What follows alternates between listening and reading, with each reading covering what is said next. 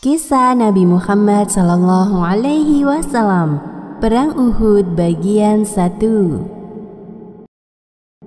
Kekalahan kafir Quraisy dalam Perang Badar telah membuat mereka menderita kerugian yang besar. Salah satunya yaitu terputusnya jalur perdagangan kafilah mereka ke utara, yaitu ke Syam, sehingga mereka mengalami kesulitan dalam menjalankan bisnis jual beli yang biasa mereka lakukan. Maka para pembesar Quraisy pun beramai-ramai mendatangi pemimpin mereka, yaitu Abu Sufyan, yang kala itu masih belum beriman. Di hari itu Abu Sufyan dan rombongan kafilahnya berdiri di depan Darun Nadwah, yang merupakan tempat pertemuan para pembesar dan orang-orang tua Quraisy. Kemudian salah seorang dari pembesar itu berkata kepada Abu Sufyan, "Sesungguhnya Muhammad telah membuat kami kehilangan banyak orang pilihan. Dan kami rela bila keuntungan hasil perdagangan kami ini dijadikan biaya untuk memerangi Muhammad beserta para sahabatnya." Mereka pun akhirnya sepakat untuk melakukan pembalasan dendam yang lebih keji kepada Nabi Muhammad SAW. Dan sejak pertemuan itu, kaum kafir Quraisy melakukan berbagai cara untuk mengumpulkan pasukan dari berbagai kabilah untuk memerangi Rasulullah SAW dan para sahabatnya. Bahkan seorang rahib Yahudi yang bernama Abu Amir dari kabilah Aus meninggalkan Madinah karena merasa tidak senang terhadap Rasulullah SAW dan memilih bergabung dengan Quraisy.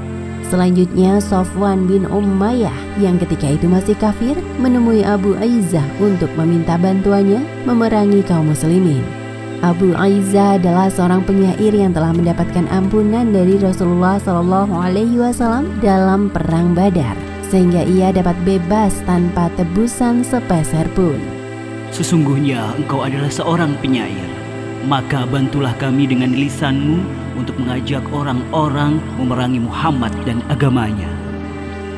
"Aku telah berjanji kepada Muhammad bahwa aku tidak akan lagi membantu seseorang untuk memeranginya. Dan aku khawatir bila diriku jatuh lagi ke tangannya, maka pasti aku tidak akan lagi selamat." Abu Aizah awalnya menolak ajakan dari Safwan.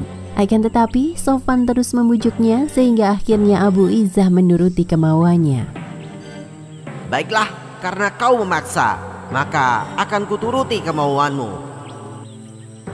Abu Aizah pun kemudian berangkat menyeru orang-orang supaya mau ikut memerangi kaum muslimin. Dan tibalah pada hari yang ditentukan, bala tentara kaum kafir telah terkumpul sebanyak 3.000 orang.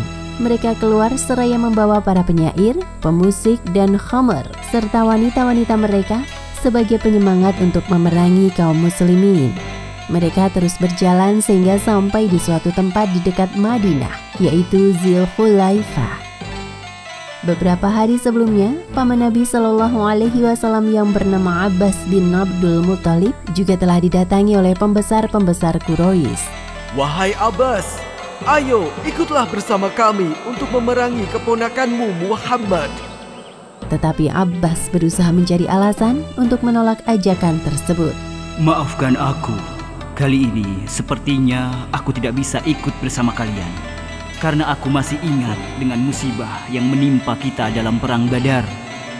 Akhirnya ketika para pembesar Quraisy itu telah pergi, Abbas pun segera menulis surat untuk mengabarkan berita rencana penyerangan tersebut kepada keponakannya, yakni Nabi Muhammad SAW. Dan ketika berita dari pamannya telah sampai kepada Nabi SAW, maka beliau pun segera mengumpulkan para sahabat. "Bagaimana pendapat kalian jika kita tetap tinggal di kota Madinah dan kita biarkan mereka di tempat berkemah mereka? Jika ternyata mereka berdiam di tempat berkemah, sesungguhnya mereka berada di tempat yang paling berbahaya bagi mereka. Namun jika ternyata mereka memasuki kota Madinah, maka kita akan memeranginya." Semua pemimpin sahabat Muhajirin dan sahabat Ansor mendukung pendapat Rasulullah SAW.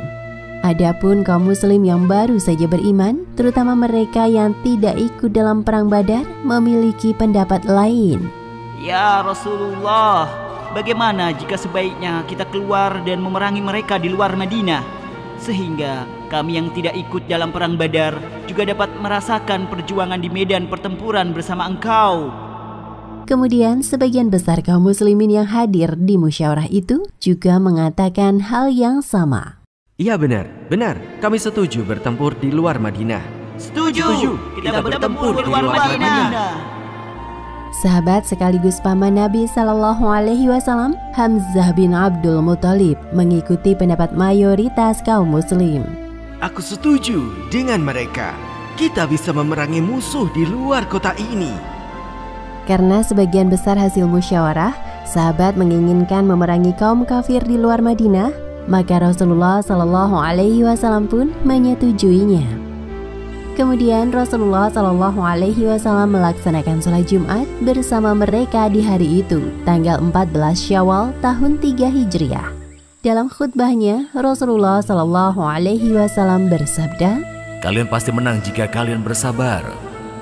Setelah melaksanakan sholat Jumat, Rasulullah memasuki kamarnya dan bersiap mengenakan pakaian perang miliknya.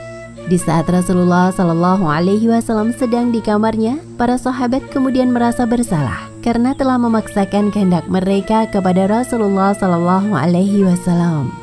Aku merasa tidak enak dengan Rasulullah karena telah memaksa beliau mengikuti pendapat kita.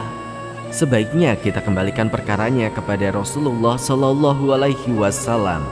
Bila mana ia telah memerintahkan sesuatu, kita akan melaksanakannya sepenuh hati.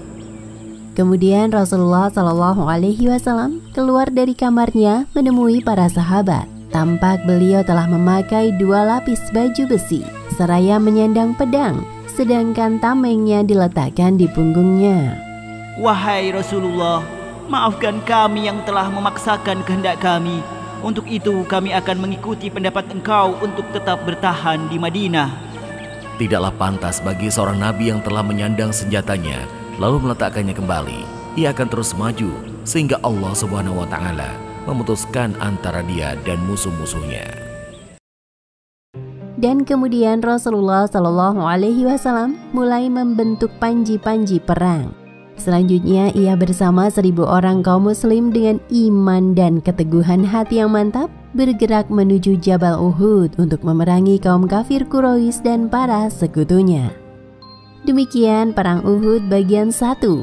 Pelajaran yang bisa kita petik dari kisah Perang Uhud bagian pertama ini adalah selalu mengutamakan musyawarah untuk menyelesaikan segala persoalan sebagaimana yang dicontohkan oleh baginda Rasulullah Shallallahu Alaihi Wasallam. Beliau senantiasa mendengarkan serta menimbang dengan adil berbagai pendapat kaum muslimin. Wallahu a'lam bishawab.